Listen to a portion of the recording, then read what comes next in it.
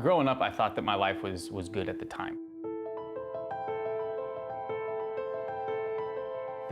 That's how families were supposed to be. We would go to the crack house. Parents go in the back room and kids hang out in the living room.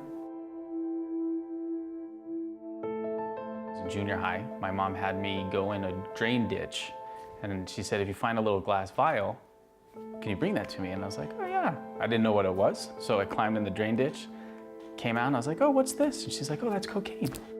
Oh, you use it like this. And then, so that was my first introduction to cocaine. I got expelled from high school when I was 17. I was getting anything that I could that people were fronting it to me, and then I'd sell it and make a profit on it. Xanax, Vicodin, Percocet, Klonopin, Oxycontin, Oxycodone. A friend of mine came to the restaurant that I was working at, and he wanted some cocaine or whatever, wanted some drugs. So I told him, all right, wait for me, give me a ride home.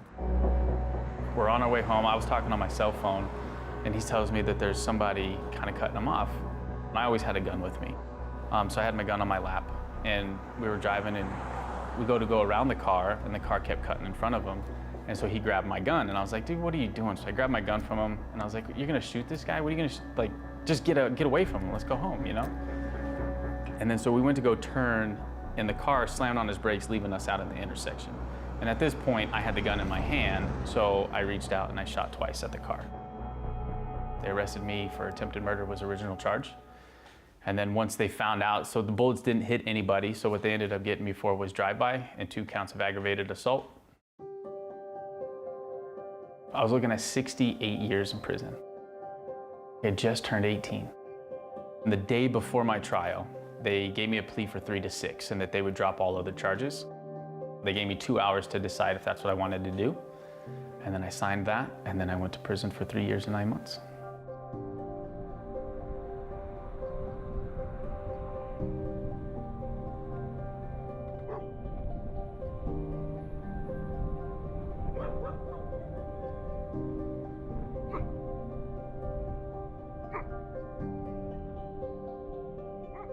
For me, that's when my prison sentence started. You know, you think, oh, I did my time, I'm gonna go out and get a job. No, man, you can't get a job, you can't get an apartment. Couldn't get a credit card. Because I had a drive-by shooting, I couldn't get a license. People who do not have jobs and have other barriers, there's a greater likelihood that they're gonna recidivate, to commit another criminal offense. Most people who come out of prison want to do well, but you know, after a while, you know, they become very frustrated. And so what happens? They go back, you know, many times to dealing in the way they dealt before. We've done that like 6 times. Are we making anything else besides potatoes? You want onions in them? Now it's not just me, right? I could do the time, I could do prison time. Unfortunately, that's not a big deal, right? But now my wife, and I have 2 children, you know, that are banking on me. So I think that for me was kind of my my wake-up call, was knowing that people are banking on my support, you know.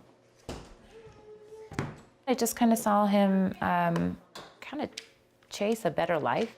And we did hear one time in church, and this has stuck with him, that just because you get a no, that's just one more step before you get your yes, right? It's not forever, it's just you're right now. And so he just considers no's a step to his yes.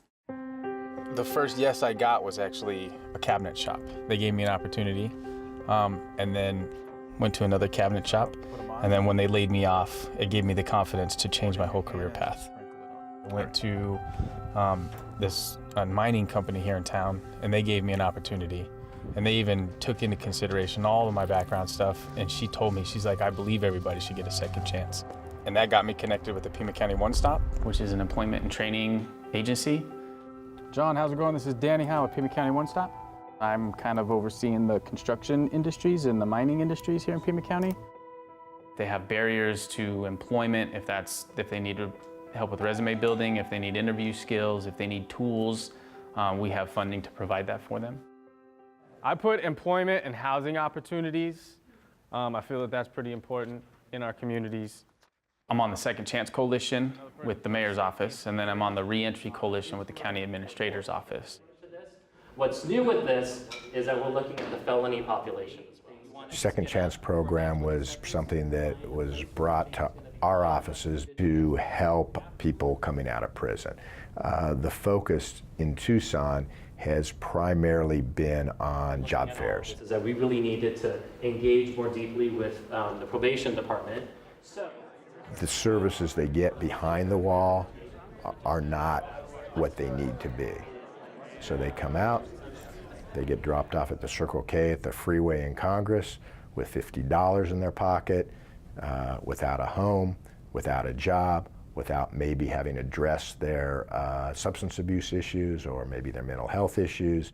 And you need the Danny Howes of the world to be out there, to be there to greet them and say, look, come with me, there's another way.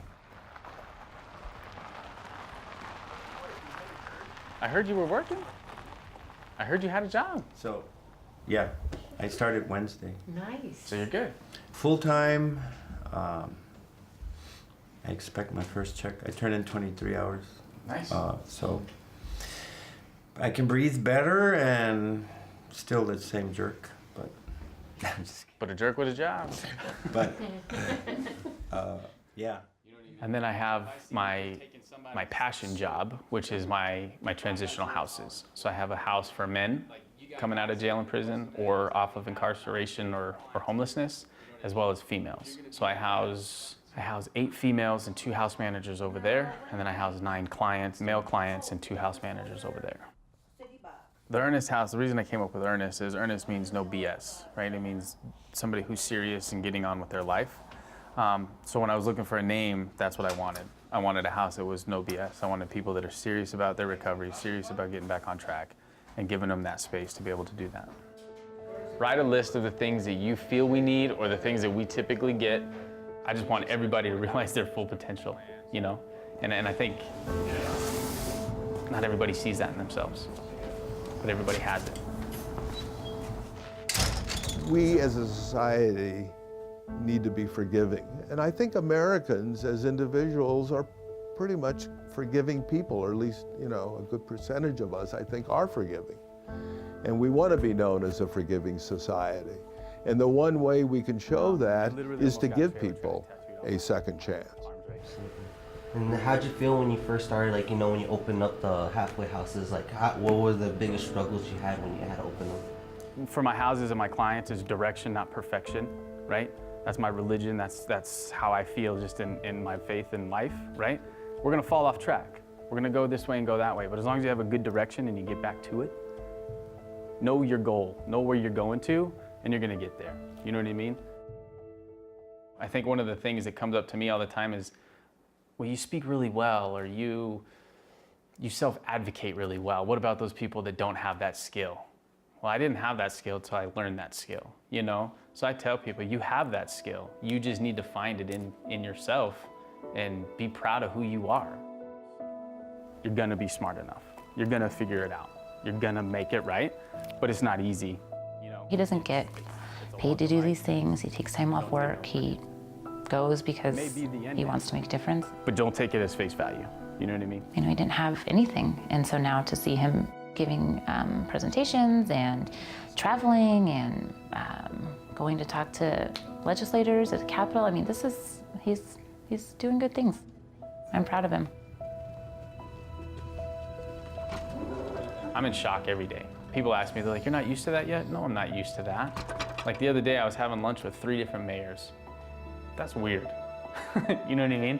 And they're listening to what I'm saying, and I get to have a voice in the conversation.